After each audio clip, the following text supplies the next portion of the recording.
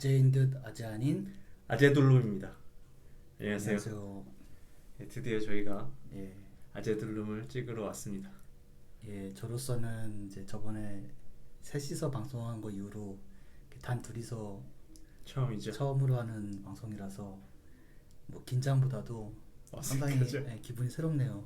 참 어떻게 하다 보니 이렇게까지 됐을 줄이야 참. 네. 이게 하다 보면 예, 훨씬 편해지실 거예요. 예, 그러지 마시고 오늘 저희한테 들려주실 말씀은 뭔가요? 예, 제가 이제 이렇게 좀 제가 주제를 가져와가지고 이제 소개를 해드리는 게 또 이렇게 그 영상을 통해서 불특정이 많은 분들에게 보여주는 게 좀 처음이다 보니까 상당히 조금 고민을 했는데 주제에 대해서. 네. 예, 제가 오늘 드릴 말씀은 그 아침 라디오 시사 프로그램에 대해서입니다. 그러니까 우선 시작하기 앞서서 그 대주님은 네. 주로 최신 시사 정보라든지 네. 뭐 정치 뉴스, 경제 뉴스라든지 네. 어떤 경로를 통해서 접하는 편이세요? 저는 주로 인터넷이죠. 아, 그렇죠. 네.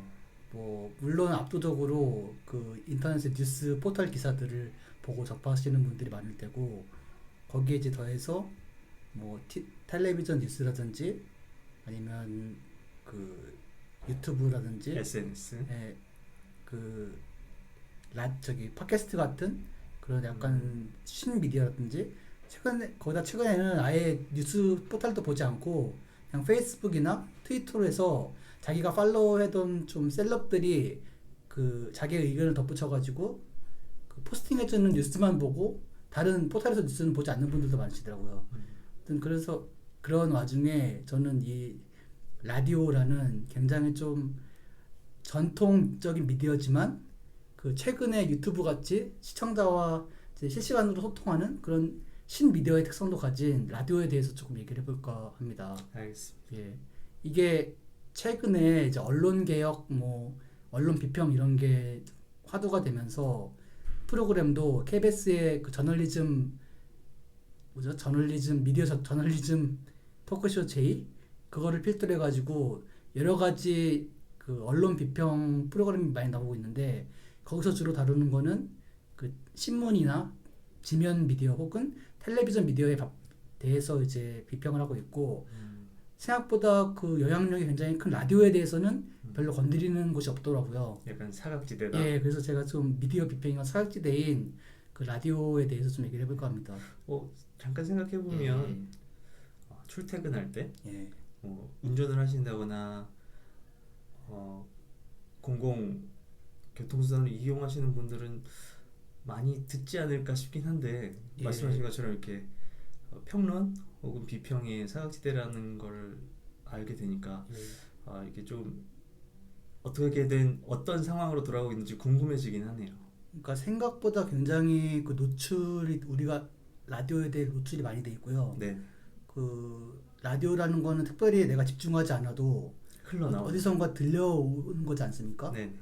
그래가지고 말씀하신 것처럼 출퇴근할 때 뭐 기사 아저씨가 이제 세팅을 해놓은 걸 듣는다거나 아니면 운전을 하면서 듣는다거나 뭐 그런 경우가 많고, 특히나 최근에는 이제 코로나 사태로 재택근무 하시는 분들이 많아지면서 기존에도 그냥 자영업 하시는 분들이나 약간 조그만 회사에서는 근무 중에도 하루 종일 라디오를 틀어놓고 근무하시는 분들이 많이 계셨거든요. 그렇죠. 근데 최근에는 이제 직장인들도 재택근무를 하면서 그냥 너무 이제 조용하면 심심하니까 음악을 듣거나 라디오를 하루 종일 틀어놓고 이제 근무하시는 분들이 많아지면서 최근에 그 파급력이랄지 영향력이 조금 더 이제 높아진 상태입니다. 예. 저도 굉장히 좀 이제 출퇴근하면서 음악 대신에 이제 지하철에서 라디오를 들으면서 출퇴근하는 편이었는데, 요즘에는 특히 또 재택근무를 많이 하니까 저도 이제 라디오를 많이 들었는데요. 그 제가 이제 일단 라디오 매체의 약간 좀 특성에 대해서 잠깐 말씀을 드리고, 그리고 그 중에서도 이제 아침 7시에서 9시 사이 그 출퇴근 시간대가 굉장히 그 각사의 라디오 방송국으로서는 약간 그 그 프라임 타임 때거든요. 그 시간대를 잡아야 이제 좀 하루 종일 잡을 수가 있으니까. 왜냐면은 아침에 주파수 맞춰놓고 하루 건드리지 않는. 종일 틀어놓는 분들이 많으시기 때문에. 네. 그래서 지금 저희가 이제 KBS, MBC 그리고 우리 TBS 그리고 CBS 그리고 YTN까지 네. SBS가 있는데 SBS는 조금 이제 나중에 설명드리겠지만 조금 빠져 있고 이 5사가 지금 그 시장을 놓고 지금 치열하게 격돌하고 있거든요. 네. 그래서 그 지금 경쟁 상황과 각 방송의 약간 특징, 장단점에 대해서도 조금 소개를 해드리고 이제 그런 시간을 가져볼까 합니다. 알겠습니다. 예. 그럼 먼저 라디오에 대해서. 예, 일단 그 라디오 방송이 갖는 이제 가장 큰 특징이라고 하면은 일단 시간이 깁니다. 음. 2시간 동안 네. 조금 그냥 텔레비전 뉴스 보도 채널 같은 데서는 할 수 없는 이제 한 주제에 대해서 한 길게. 20분씩 꼭지를 따가지고 이제 길게 이제 얘기를 할 수 있는 점이 가장 크고요. 네네. 한 주제에 대해서.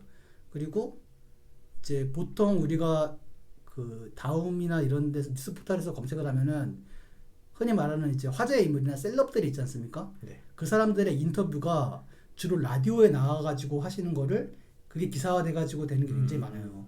그래서 그 이런 인터뷰가 예, 인터뷰하기 좀 용이하다. 더 활성화돼 있다. 활성화돼 있다. 그 기자들이 뭐 취재를 하러 가서 글로 써가지고 이제 기사로 내는 것보다는 직접 그 사람이 출연해가지고 사회자와 이제 질문을 주고 받으면서 말하는 게 예, 말하는 게 그리고 기록에 뭐, 남고. 예, 스튜디오로 나와서도 하지만 전화를 해가지고도 이제 할 수 있기 때문에 그런 점에서 굉장히 그 요새는 정치인들의 말 한마디가 큰 뉴스가 되지 않습니까? 네. 그래서 그런 뉴스성이 굉장히 높은 소재가 그 라디오 방송을 통해서 나올 수가 있다. 네. 이제 그런 점이 있고 또 한 가지로는 초두에 말씀드린 것과 같이 이제 라디오 방송은 거의 다 이제 생방송이고 그 요새는 그 유튜브라든지 아니면 각 라디오 방송국이 쓰고 있는 그 앱이라든지 문자라든지를 통해서 시청자들이 청취자들이 실시간으로 자기 의견을 보낼 수가 있거든요. 네. 그거를 이제 진행자들이 소개를 해주면서 조금 이제 실시간으로 인터랙티브한 이제 방송이 된다. 네. 그게 이제 텔레비전이라든지 그런 우리 뉴스 포털 같은 데서는 할 수 없는 또 이제 좀 실시간 쌍방향 소통적인 그 미디어라고 할 수 있겠죠. 그럴 수 있겠네요. 예. 그리고 또 마지막으로는 그 분들이 이렇게 문자라는 걸 통해서 자기를 의견을 전달하기도 하지만 직접 출연하기도 굉장히 용이합니다. 그 좀 라디오라는 게 그 되게 폭넓은 걸 다룰 수가 있기 때문에 일반인 인터뷰라든지 일반인 전화 통화도 굉장히 그 용이하거든요. 그래가지고 청취자로서는 천편일률적인 좀 그 보도만이 아니라 그 여러 가지 좀 기존 미디어에서는 접할 수 없는 다양한 좀 삶의 이야기라는 걸 좀 들을 수 있는 그런 장점이 있다. 네. 그래가지고 그 굉장히 파급력이 크다.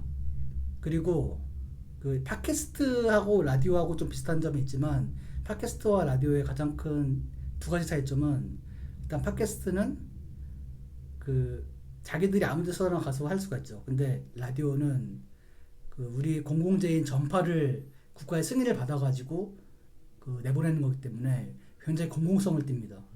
그 한 가지 있고 그리고 팟캐스트는 뭐 이제 저희처럼 한 명, 두 명, 세 명이서 이제 저 예산과 저 기획으로 하는 반면에 라디오는 대부분 보면은 연출만 한 세네 명이 기본이고 작가들도 한 몇 분 계시고요. 그리고 이제 유명한 분들 섭외하려고 이제 그런 분들도 있고 굉장히 스텝이 많고 큰 조직적으로 이제 만들어지는 방송이기 때문에 뭐 훨씬 더 기대할 수 있는 퀄리티가 높다고 할 수 있겠죠. 네. 이제 그런 특징이 있고 그럼 지금부터 네. 그 다음으로 예. 넘어가기 전에 예. 약간 정리를 예, 해보면 예. 일단 라디오가 네.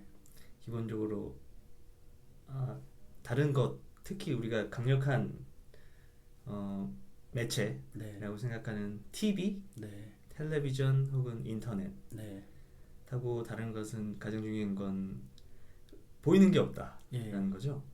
그 보이는 게 없기 때문에 장단점이 생겨나는 것 같아요. 예. 일단은 아까 말씀해 주신 것 중에 TV에 비해서 좀 더 자유롭다.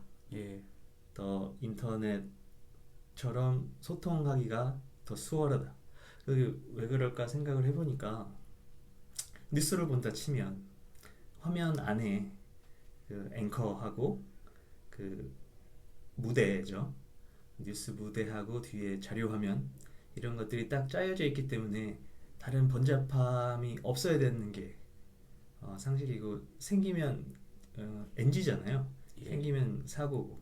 근데 비주얼이 없기 때문에 그 번잡함이 소리만 만들지 않는다라면 상관이 없을 것 같아서 그래서 양방향 소통이 훨씬 수월하지 않나. 이렇게 뭐 문자를 받거나 SNS로 소통을 하면서 그 받은 거를 DJ한테 전달하기까지의 그 시각적 번잡함이 보이지가 않으니까 훨씬 수월할 것 같고 아까 인터뷰에 관해서도 오디오기 때문에 그 스튜디오에 오지 않아도 큰 차이가 없지 않을까.